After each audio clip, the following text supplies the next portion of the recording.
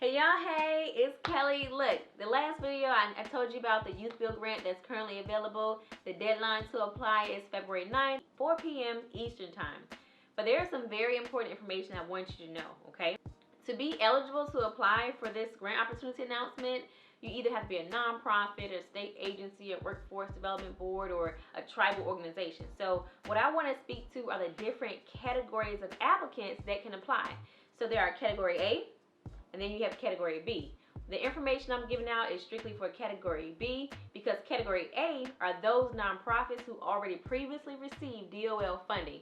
Category B are those nonprofits who have not received funding previously from DOL or have not received it within a certain amount of years. So I'm speaking strictly to Category B. Category B, listen up. I want you to know that this particular grant opportunity announcement is a beast, but you must take your time and understand this particular grant opportunity announcement. You can do it. Look, you can do it.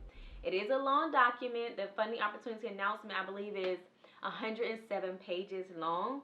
But it's very important that you read it from the Rudy to the Tootie, because from the first page all the way to the last page, it is crucial information. So as it relates to Category B applicants, I want you to know something.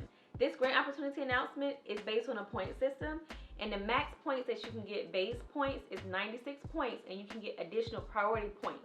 For a Category B applicant, it's very important to know that past performance is weighted very heavily according to the point system that DOL used to evaluate your application. And what I mean by past performance is if you, the nonprofit that is applying, have you received non-federal funds or federal funds previously to carry out a similar program in the size and scope of a Youth Build program. And they must have certain metrics and outcomes that are similar to Youth Build. And this is very important because if you have not received any type of grant funding before, you're gonna lose 30 points. That is a lot of points, but I just want to encourage you because it says in black and white in the funding opportunity announcement that half of the $89 million, 50%, will be allocated to those who have already established Youth Build grants, and then the other 50% is for new programs that want to operate new Youth Build programs. But still, the 30 points is very important because if you don't have any past performance to speak to in a similar scope and scale as a Youth Build program, whether it's federal or non-federal dollars, you're going to lose the point. It is not a pre-screening criteria, but you will lose points in the area.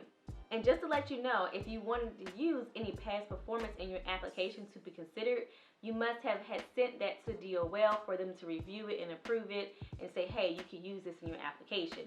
So they say they want that to be done within 30 days of the deadline. I would still just encourage you to do it anyway. They have a point of contact there. They have a direct email so that you can send your past performance data to DOL to review and get back with you.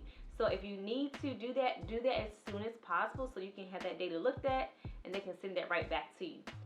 Okay, so I'm going to close this video out by saying that this grant opportunity announcement, like I said, it is a beast. The word requirements is mentioned 72 times, but wait, the word must is mentioned 339 times. So anywhere you see like require, must, or even should, you better make sure that you address that in your application because sometimes it may be a pre-screening requirement. It may be a part of an evaluation criteria as it relates to the point system. So I just want to encourage you to, when you open up this funding opportunity announcement, it is a PDF document. Do a quick Control F and look at all the words that are associated with must and those requirements that follow. And even the word requirements, should, suggest, just really dig into it. Do your homework on this particular grant opportunity announcement because if it says should or required or must, you most likely need to address that in your application so you don't lose any points. Alright, so if you want to learn more about this Youth Build grant, I'm going to do maybe 2 more videos about it. But if you want to hear more about it, you have questions about it, you can email me at reachgrantsconsulting@gmail.com, or you can just send me a message below or send me a comment below and I'll make sure I respond ASAP. Alright, good people, realize every aspiration can happen. Reach for the stars. Peace.